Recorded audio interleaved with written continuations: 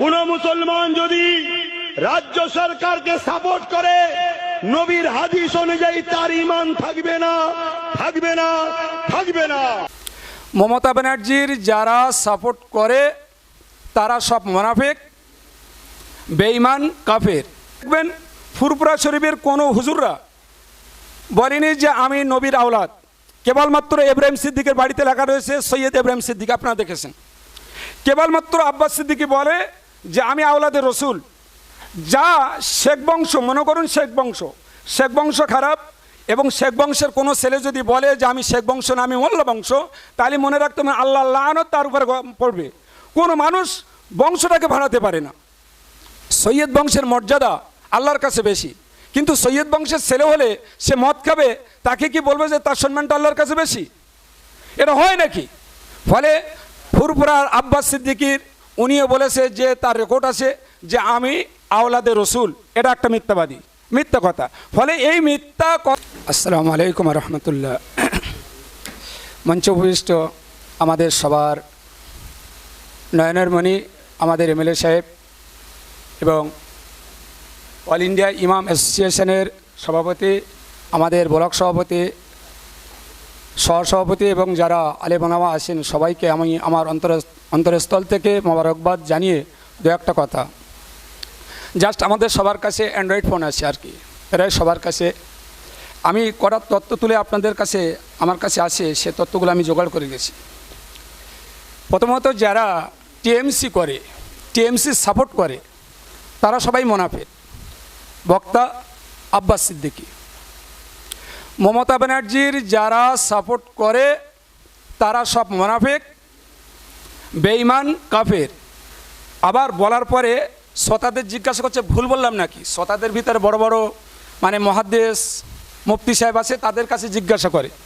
আমার প্রশ্ন একটাই, যে আমার ব্যক্তিগতভাবে আমি টিএমসি করতেই পারি, কেউ বিজেপি করতেই পারে, কিন্তু যে বিজেপি করবে, যে টিএমসি করবে না বা যে আইএসএফ করবে না, সে মুনাফিক। বক্তা আব্বাস সিদ্দিকী। আর একটা জায়গা দেখবেন, রিসেন্টলি যেটা আমাদের তালদিতে যে ছেলেটা মারা গেল, ওই ছেলেটার মারা যাবার পর নওশাদ সিদ্দিকী আসলো। আসার পরে আপনার সবার কাছে মিডিয়া আছে, সবাই জানবেন, এসে বলল যে পরেশরাম দাস 2 তারিখে উপস্থিত ছিল। কিন্তু পরেশরাম দাস যখন বলল যে আমি এটা মিডিয়া করব, আমি উপস্থিত ছিলাম না বিধানসভায়। যারা বিধানসভায় উপস্থিত ছিল, সেখানে যখন আমাদের এমএলএ সাহেবের নামে মানহানি একটা কেস করলো, ঠিক জানে যে আমার নামে মানহানি কেস হবে, এর পরেক্ষণে উনি ফেসবুকে লিখলো যে আমার এটা ভুল হয়েছে। একটা এমএলএ তার কতটা কাণ্ডজ্ঞানহীন, যিনি বলল আমি দেখিয়ে দিতে পারবো, আমার পিছনে বসেছিল 2 তারিখে। এতটা কাণ্ডজ্ঞানহীন, তার মানে বোঝাতে চাচ্ছি যে উনি আসলো কোনো মানুষের সহানুভূতি পাইয়ে দেওয়া, তার অধিকার পাইয়ে দেওয়ার জন্য নয়, ওখানে এসেছিল মানুষের কাছ থেকে ভোটটা কেড়ে নেওয়ার জন্য, মাত্র মানুষের কাছ থেকে উন্নয়নটা ছিনিয়ে নেওয়ার জন্য। আমি আমাদের যারা ফেসবুক বা আমাদের যারা ইউটিউব আছে, ইউটিউবার যারা দেখবেন প্রত্যেকটা জায়গায় আব্বাস সিদ্দিকী বলুন আর নওশাদ সিদ্দিকী বলুন, বেশিরভাগ আব্বাস সিদ্দিকীর তার ভাষণটা একটা যেন উগ্রপন্থী ভাষণ। এবং যে ভাষণে বলেছে যারা দেশদ্রোহী মানে এখানে বোঝাতে চেয়েছে, আমি আমার কাছে আছি, দেশদ্রোহী বোঝাতে চেয়েছে যারা টিএমসি করে, এই দেশদ্রোহীদেরকে তারা বলেছে যে আমরা তাদের জন্য মারার জন্য আমরা প্রস্তুত আছি। অ্যাকচুয়ালি এই দেশদ্রোহী বলিনি যে যারা বাংলাদেশে আছে, বাংলাদেশ যারা এখানে ভারতের উপর আক্রমণ করবে, পাকিস্তান যারা ভারতের উপর আক্রমণ করবে, এটা বলেনি। বলেছে যারা টিএমসি করে এরাই হচ্ছে দেশদ্রোহী। কেন?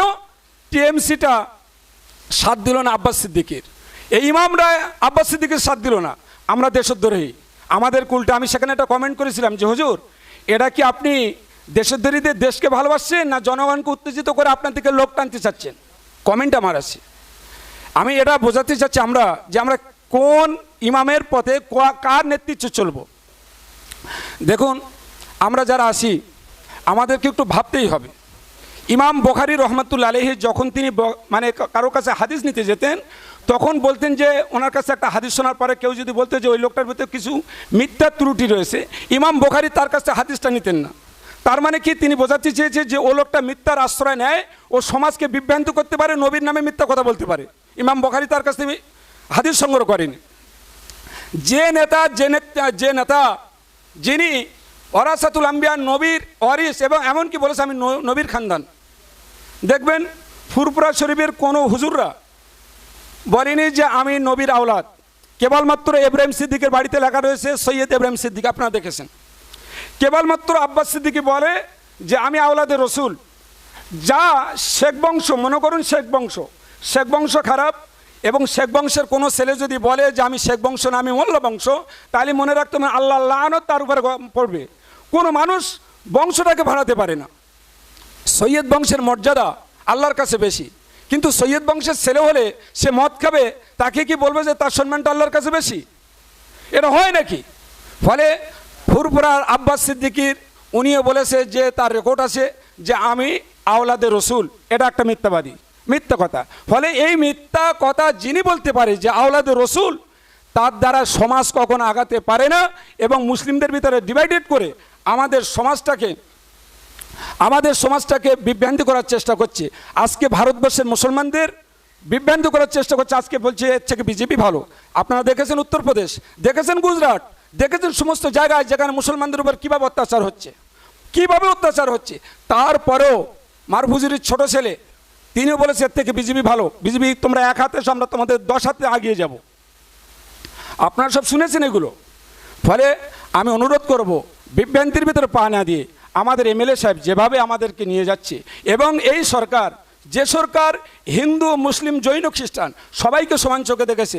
আমি গোলাম মর্তজা সাহেবের, আপনারা সবাই নাম শুনেছেন গোলাম মর্তজা সাহেব, ওনার একটা বক্তব্য আমি শুনেছিলাম যে ভারতবর্ষের আমি পশ্চিমবাংলায় অনেক মুখ্যমন্ত্রী দেখেছি, যে আমি কংগ্রেসের মুখ্যমন্ত্রী দেখেছি, সিপিএমের মুখ্যমন্ত্রী দেখেছি, কিন্তু মমতার মতন এরকম মুখ্যমন্ত্রী আমি দেখিনি যে মুসলমানদের ইমামদের জন্য 1,000 3,000 টাকা ভেবেছে, এরকম কোনো মুখ্যমন্ত্রী দেখিনি। আব্বাস সিদ্দিক আরেকটা কথা বলেছেন, শুনুন, যে যারা খারাপ লোকের সঙ্গে সঙ্গ দেবে তাদেরকে আমরা মুনাফিক বলবো না, কি বলবো? একটু ভেবে চিন্তে বলবেন। এর আগে সিপিএমের অত্যাচার আমরা দেখেছি, আমার জীবন আমি দেখেছি সিপিএমের অত্যাচার, কিন্তু সেই সিপিএমের সঙ্গে জোট করলো যারা নাস্তিক, যে দলটা নাস্তিক সেই দলের সঙ্গে জোট করলো, জোট করার পরে তো ওখানে আসলো। তাহলে যে দলটা নাস্তিকের সঙ্গে তুমি যদি জোট করতে পারো, তোমার ইমাম যদি থাকতে পারে, আর যে দলটা আস্তিক, যে আল্লাহর বিশ্বাস করে, ঈশ্বরকে বিশ্বাস করে তার ধর্মে, সেই দলের সঙ্গে থাকলে আমরা মুনাফিক হয়ে যাব। ফলে আমি আপনাদের কাছে অনুরোধ রাখবো, নিজেদেরকে ইমাম সাহেব হিসাবে নিজের একটু চিন্তা করে দেখুন যে আমরা কোন জায়গায় আছি, কীভাবে আমরা ফাঁদে পা দিচ্ছি।